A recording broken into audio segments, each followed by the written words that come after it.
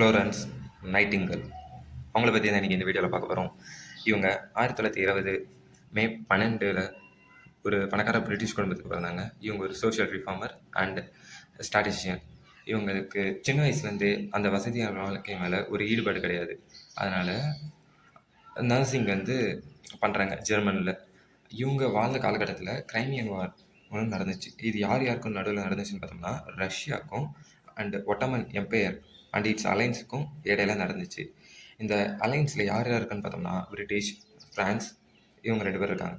இவங்க பிரிட்டிஷ் நாட்டை சேர்ந்தவங்கனால இவங்க பிரிட்டிஷ் மிலிட்ரி ஹாஸ்பிட்டலில் ஒரு நர்ஸாக சர்வ் பண்ணுறாங்க.